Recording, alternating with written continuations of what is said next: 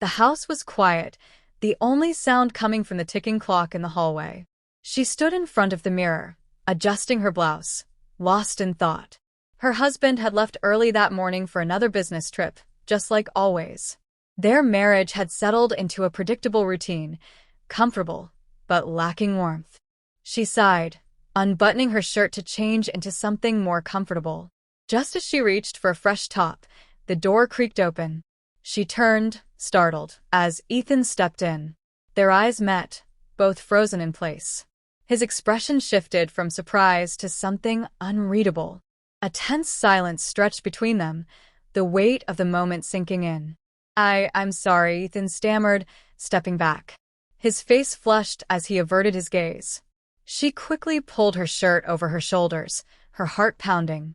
You should knock, she said, her voice sharper than she intended.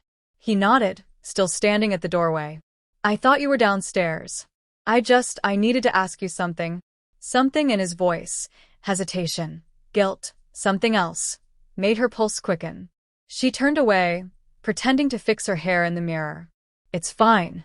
Just be careful next time. He lingered for a second longer before finally stepping out, shutting the door behind him.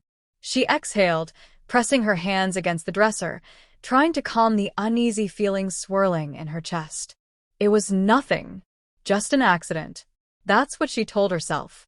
But later that evening, when they sat across from each other at the dinner table, she noticed the way he avoided her gaze, how he barely touched his food. She wasn't sure if it was embarrassment or something deeper. Their usual conversations felt strained.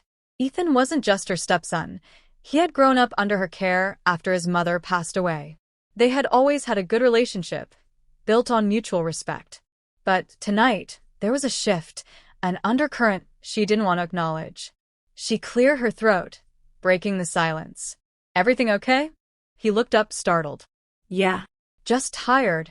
His response was too quick, too rehearsed. She nodded, pretending to believe him, pretending that nothing had changed. But when she caught him glancing at her from across the table, a strange awareness settled between them, something that hadn't been there before. Later that night, as she lay in bed, staring at the ceiling, the scene replayed in her mind.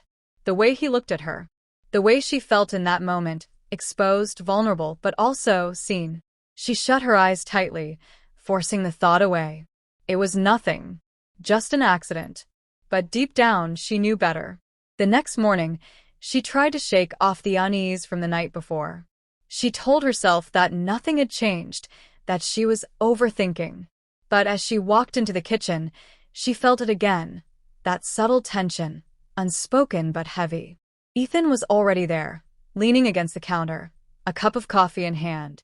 His eyes flickered toward her, then away, as if unsure of how to act. She forced a smile. Morning. Morning, he murmured, his voice quieter than usual. The air between them felt different. She busied herself at the stove, trying to keep things normal, but she could feel his gaze on her. She told herself it was just her imagination, but deep down, she knew that wasn't true. As the day went on, Ethan found reasons to be near her.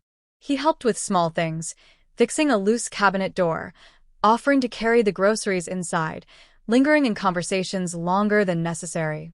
She noticed how he paid closer attention to her, how his eyes held something new, something unreadable. That night, she found him sitting in the dimly lit kitchen, staring out the window. She hesitated before stepping in, but something in his posture made her pause. He looked lost. Can't sleep? She asked softly. He shook his head. Just thinking. She sat across from him, wrapping her hands around a warm cup of tea. The silence between them stretched, but it wasn't uncomfortable. It was filled with something else, something fragile, something dangerous. He sighed, running a hand through his hair. It's weird, isn't it?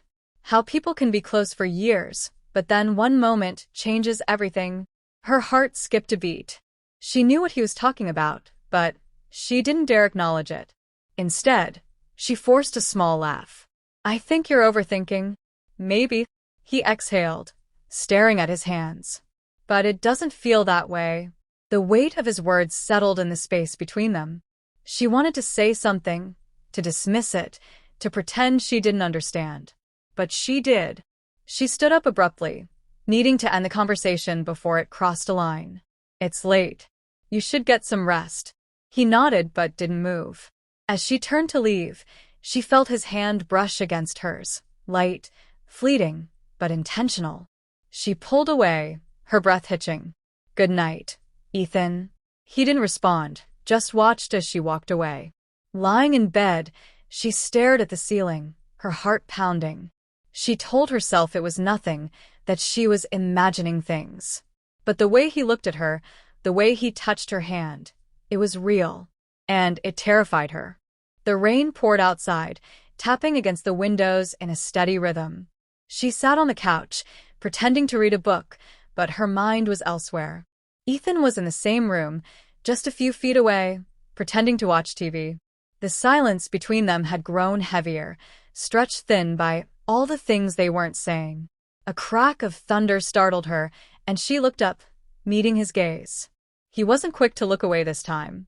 There was no hesitation, no awkwardness, just something raw and unfiltered. She swallowed hard, gripping the book tighter, as if that could steady her. "Are you cold?" His voice was soft, careful. She shook her head. "I'm fine." But she wasn't. She was restless, uneasy, pulled towards something she knew she had no right to want.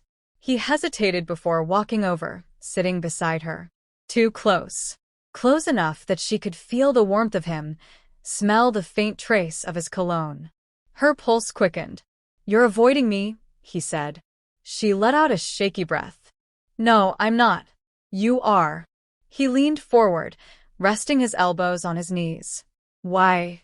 She couldn't answer that. Not without admitting things she shouldn't feel, things that had no place between them. "Ethan, she searched for the right words. "This isn't right." He studied her, his expression unreadable. "Then why does it feel like it is?" Her throat tightened. She wanted to tell him to stop, to put distance between them, but the truth was she didn't want him to. And that scared her more than anything. The storm outside grew louder, filling the silence between them. When he reached out, fingertips brushing against her wrist, she didn't pull away. It was barely a touch, but it sent a ripple through her, unraveling everything she had tried to hold together. "Tell me to leave," he whispered. She opened her mouth, but no words came. His hand moved to hers, fingers lacing through, deliberate and slow. It was a choice, a line crossed. A moment of silence stretched, heavy with everything unsaid. Then reality crashed in. She pulled her hand back as if burned, standing up too quickly. "This can't happen." Her voice was hoarse, barely a whisper. He exhaled sharply, looking away, jaw clenched.